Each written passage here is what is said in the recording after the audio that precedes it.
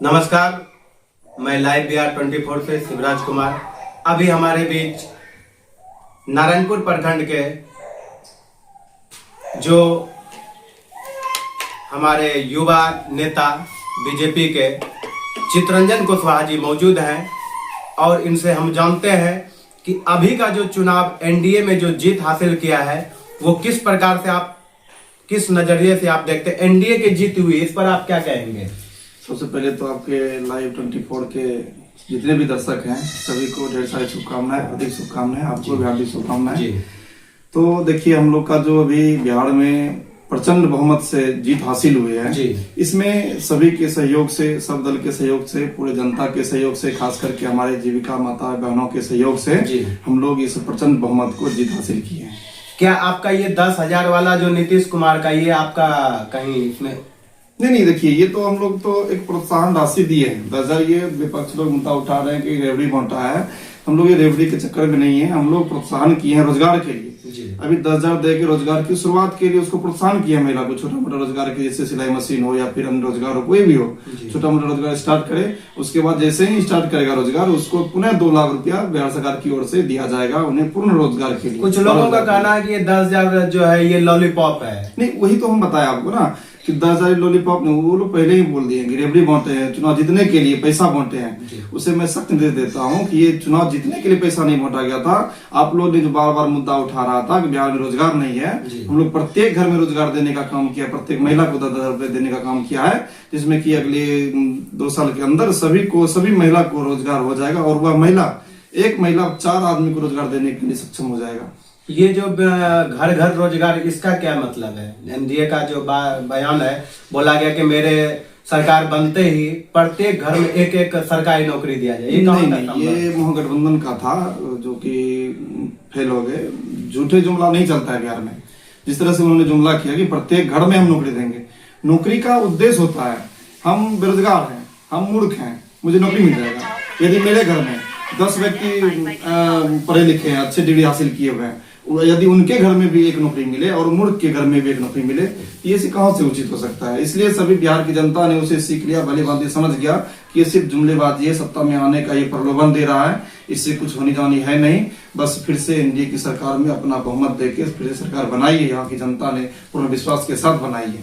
तो इस बार बिहार का मुख्यमंत्री नीतीश कुमार होंगे या कोई और होंगे? देखिए, हम लोग बिहार के एनडीए के जो चुनाव लड़े हैं, हम लोग 20 साल जो सुशासन की सरकार है, उनकी जो कार्यशैली है पूरे बिहार में, उनको हम गिना गिना के बिहार में सरकार में सत्ता हासिल किए हैं। फिर से दोबारा एनडीए की सरकार बनाने के प्रयास में है। लेकिन ये जो है चेहरा कौन होगा, ये तो कल भी हमारे मुख्यमंत्री जी का स्टेटमेंट रहा, नरेंद्र मोदी जी का स्टेटमेंट रहा। जो भी सर्वदलीय बैठक में निर्णय लिया जाएगा उसमें उसको मुख्यमंत्री का चेहरा हासिल कर, लेकिन सबसे आगे नीतीश कुमार है, पहले उसी के चेहरे पर हम चुनाव। आपको लगता है कि नीतीश कुमार ही बिहार के लिए अच्छे मुख्यमंत्री होंगे या कोई और? हाँ, क्यों नहीं। यदि नीतीश कुमार खुद यदि चाहते हैं कि हम, अब मेरा उम्र हो गया, हम चाहे तो अगले किसी को दे सकते हैं, उनके निर्णय पे होगा। ये नहीं कि भाजपा के निर्णय पे होगा कि हम लोग खुद से मुख्यमंत्री का चेहरा बदल दें, तो ये नहीं होगा। यदि नहीं होगा, यदि नीतीश कुमार खुद चाहेंगे कि भाई अब आप लोग संभालिए इसको, तो हम लोग उसमें सक्षम है। क्योंकि नीतीश कुमार खुद बोला कि जो भाजपा चाहेगी वो हम लोग निर्णय के लिए तैयार है। तो अगला मुख्यमंत्री बीजेपी से इनके अलावा और कौन हो सकता है? वो चेहरा है, फर्स्ट चेहरा सम्राट चौधरी है भाजपा में रेस में। उसके बाद नहीं तो शीर्ष नेतृत्व तो बहुत है कि जब भी यहाँ कहीं भी कोई भी राज्य में जब भी इलेक्शन जीता जाता है तो शीर्ष नेतृत्व उसका निर्णय करती है कि कौन मुख्यमंत्री का चेहरा होगा, कौन मुख्यमंत्री बनेगा। सोशल मीडिया पे वायरल हो रहा है कि चिराग पासवान मुख्यमंत्री बिहार के बनेंगे। नहीं, वो सर्वदलीय हम लोग का सहयोगी है, हनुमान कहा जाता है नरेंद्र मोदी का। अभी उनको मुख्यमंत्री के लिए अभी बहुत अच्छा प्रयास करना पड़ेगा, उन्हें खटना पड़ेगा अपने पूरे एनडीए टीम के लिए। तेजस्वी यादव ने भी कहा कि चिराग पासवान युवा है, पढ़े लिखे हैं, वही मुख्यमंत्री का फेस रहेगा, बहुत अच्छा रहेगा बिहार के लिए। जरूर। देखिए, विपक्ष कुछ भी बोले, हमको उससे कोई मतलब नहीं, क्योंकि वो अपना देखे पहले। तेजस्वी यादव तो बैठे बैठे शपथ ग्रहण ले लिए थे मुख्यमंत्री का भी। उधर मुकेश सहनी डिप्टी सीएम का शपथ ग्रहण ले लिए थे। वो हमारे अंदर ना देखे कि मेरे यहाँ क्या होगा नहीं होगा, वो अपना फैसला ले क्या करना है नहीं करना है। अभी तो उसका ऐसा स्थिति है कि विपक्ष में बैठने का लायक नहीं रहा। महागठबंधन की करारी हार हुई, इस पर आप क्या? हाँ, यही तो बोले ना, वो इस तरह हार हुई है कि वो विपक्ष में बैठने के लायक नहीं रखा है यहाँ की बिहार की जनता ने। इसलिए हम उसे बोलना चाहते हैं कि वो अपने घर को देखें। आज देखें रोहिणी आचार्य जी उसको छोड़ के चला गया, तेज प्रताप छोड़ के चला गया, क्यों? उसके घर में नहीं बनता, आप दूसरे घर क्यों लग रहे हैं? उसके घर में जयचंद्र बार बार बोला जाता है, उसके घर में जयचंद बहुत है, उसका पर्सनल मैटर, हम लोग को उस पर टिप्पणी नहीं करना है। जयचंद रहेगी, कोई भी उससे कोई मतलब लेना देना नहीं रोहिणी है। आचार्य घर छोड़ के लेकिन चली गई। तेज प्रताप और रोहिणी जी और महागठबंधन और राजद परिवार में सबसे शिक्षित और एक नहीं होता निर्णय लेने वाला व्यक्ति था, उसे शांत करा दिया गया, अपने हाथ में ले लिया गया। राजद का जो है अभी मुखौटा बना रखा है, सिर्फ मुखौटा है, लेकिन जो निर्णय लेने वाला था रोहिणी आचार्य जी थे, तेज प्रताप जी थे, उसे साइड कर दिया गया, अपने हाथ में ले लिया तेजस्वी यादव से। अब बिहपुर का इतिहास क्या होगा? बिहपुर के तहत यहाँ से अब तो हमारे विधायक इंजीनियर शैलेंद्र जी मंत्री बनने जा रहे हैं जी। अब जो बिहपुर का विकास होगा, बिहार के साथ बिहपुर का विकास होगा, यह अति रफ्तार से होगा, डबल रफ्तार से होगा। हम लोग का जो मुद्दा है बिहपुर टू भागलपुर रेल जो चलती थी पहले, अब किसी पहला मुद्दा वही है कि फिर से रेल परिचालन शुरू करने का मुद्दा है। जैसे ही वो हमारे इंजीनियर शैलेंद्र जी बनते हैं मंत्री, तो पहला काम वही करेंगे। महागठबंधन पे आप कुछ नहीं कहेंगे? नहीं, उस पर कुछ नहीं कहने का लायक ही नहीं रहा वो, इसलिए महागठबंधन के बारे में उसी के नेता से पूछिए उसका क्यों इतना करारी हार हुआ। लेकिन देखिए, सबसे बड़ी बात मैं बताता हूँ, उसका हार का कारण जो है वो महागठबंधन का उम्मीदवार नहीं है, उसका जो कार्यकर्ता होता है, वोटर जो होता है, इतना एक्टिविटी दिखा देता है पूरे बिहार में, पूरे समाज में, कि खुद ब खुद वोटर साइलेंट वोटर होकर वोट करता है। ठीक है, जनसुराज पर आप क्या कहेंगे? जनस्वराज सही बात है, जीरो। हाँ, वो जिस तरह बोल रहे थे, अपना दावा देते थे, हमने 3-3 4-4 मुख्यमंत्री बना रखा है पूरे देश में, अपना खुद नहीं संभला। वो बोल रहे थे यदि 25 से 30 नीतीश कुमार को आ जाएगा तो हम जो है ना राजनीति संन्यास ले लेंगे। वो तो अभी तक मीडिया में आया नहीं है। मैं उससे पूछना चाहता हूँ अब कब राजनीति संन्यास ले रहे हैं? देखिए, बिहार की जनता बहुत अब बुद्धिमान हो चुकी है, शिक्षित भी हो चुकी है, पूरा शिक्षित हो चुकी है। 90 दशक वाला अब नहीं रहा, प्रत्येक गांव में स्कूल, डिग्री कॉलेज और कॉलेज हो चुकी है प्रत्येक शहर में। इसलिए अब वो प्रलोभन नहीं चलेगा जो आके बोल दिया कि ये बिहार का रोजगार आदमी है, गुजरात में जाके फैक्ट्री में काम करेगा।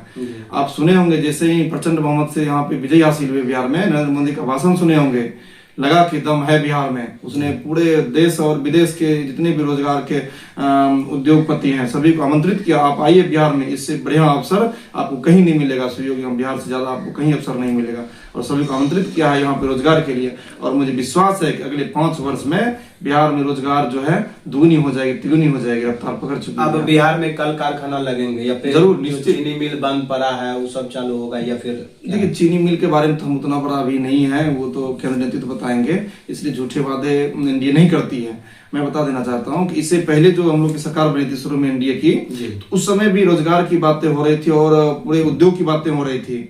उस समय हुआ क्या कि जब उद्योग लगने की बात हो रही थी तो हमारे जो परिस्थिति हो, हमारे चाचा नीतीश जी महागठबंधन जाके सट गए थे। उसी समय जो है उद्योग मंत्री शाहनवाज जी थे, शाहनवाज जी उद्योग लगाने के दृष्टिकोण से दिल्ली जा रहे थे, लेकिन तब तक सरकार उसकी पलट चुकी थी। नहीं तो यहाँ बिहपुर में भी इथेनॉल प्लांट अभी तक चालू हो गया रहता और बिहपुर के यहाँ के हजार युवाओं को रोजगार मिलता। लेकिन अब वो पूर्ण बहुमत से सरकार बनी है बिहार में, अब रोजगार की ही सिर्फ बात होगी और नौकरी की बात होगी। खेसारी लाल पर आप क्या कहेंगे? छपरा से चुनाव हारे हैं। जी, उसका जो है लग नहीं रहा था कि वो चुनाव हारेंगे, रैलियां भी 5-6 लाख के भीड़ में था। फिर हम बताते हैं शिवराज जी आपको, हम एक बलहा के युवा हैं, बलहा से राजनीति करते हैं जी। तो हम यदि देश के बारे में हम राजनीति करने लगेंगे, बोलने लगेंगे, तो मेरा क्या उचित बनता है? मैं जो चीज जानता नहीं उसके बारे में बोलने लगेंगे। आप विधानसभा का चुनाव लड़ रहे थे, अपने विधानसभा की मुद्दा उठाते, अपने विधानसभा की चर्चा करते, आप राम मंदिर पे बोलने लगे। राम मंदिर पे बोलने का मुद्दा ये नहीं रहा कि आप हिंदू होकर राम मंदिर का विरोध करते हैं, इससे बड़ा दुर्भाग्य कुछ नहीं है। आप जिस तरह बोले कि राम मंदिर बना के क्या रोजगार मिल जाएगा, रोजगार कैसे नहीं मिल रहा है? वहां के पूरे इर्द गिर्द पूछिए, जाके पूरे यूपी को पूछिए कि राम मंदिर से कितना विकास हुआ है, कहाँ कितने आदमियों को रोजगार मिला है वहां। लेकिन ये लोग सिर्फ वर्गलाने का प्रयास किया, जनता को वर्गलाने का प्रयास किया, लेकिन वहां भी उसे नकार दिया।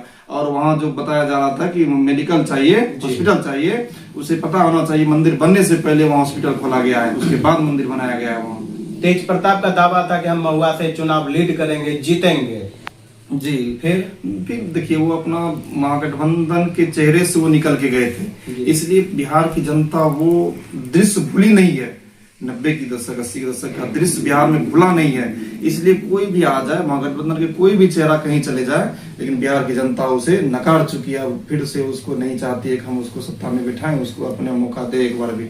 अब पूरी तरह से उसे नाबूद कर देना चाहता है यहाँ की जनता। अब बीरपुर का विकास गति पर होगा या बहुत गति से। आप देखे होंगे, आप लाइव चलाए भी थे इससे पहले, हमारे नैनपुर स्टेशन पे अमरपाली आबाद शाम का ठहरा हुआ, उससे यहाँ की क्षेत्र की बहुत सारी जो है पब्लिक को सुविधा मिल रहा है। और देख रहे होंगे बीरपुर टू बीरपुर जी पुल बन रही है। आप जोड़ लीजिए 90 से पहले कितने पुल थे पूरे बिहार में, और अभी गिन नहीं पाइएगा कितने पुल थे। 90 से पहले बिहार में मात्र में 2 पुल था। एक विक्रमशिला पुल जो कि लालू यादव के सदन से बना था, वो भी हमारे जो अटल बिहारी वाजपेयी थे उनके पैरवी से ये पुल आया था। नहीं तो ये पुल भी बंगाल जा रही थी। उस समय कोई भी नेतृत्व करता नहीं था, लेकिन अभी बिहार में केंद्र का सहयोग मिल रहा है, पूर्ण सहयोग मिलेगा। अब रफ्तार पकड़ चुका है बिहार। फिर से जो है अपनी एनडीए सरकार बना के हम लोग बिहार की जो गति है 3 गुनी 2 गुनी करके गुजरात और महाराष्ट्र से पीछे हम लोग बिहार नहीं होने वाले हैं।